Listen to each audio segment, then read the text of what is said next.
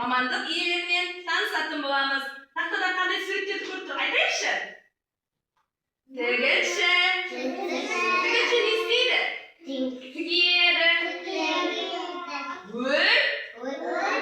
Сөндіруші.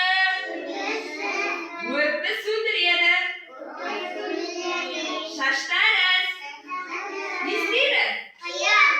Нені қияды? Шашымызды қияды. Аспаз. Дәмді тамақ пісіреді. Ұстаз.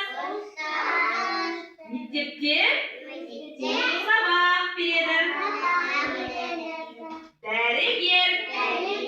Не істейді дәрігер? Тісімізді емдейді. Ішімізді емдейді. Сіздер не істеп жатырсыздар? Не істеп жатырсыздар? Дұрыс, тамақ пісіріп жатырсыздар. Малика, сен қолыңдағы не? Қасық, жарайсың. Аспаздар өте дәмді тамақ пісіріп жатыр екен, жарайсыздар. Сіздер не пісіріп жатырсыздар? Тамақ пісіріп жатырсыздар. Қандай тамақ пісіріп жатырсыздар? Кеспе. Жарайсыңдар. Ал, Іңкәр не істеп жатыр? Іңкәр шай қайнатып жатыр, иә? Тіс ауырса.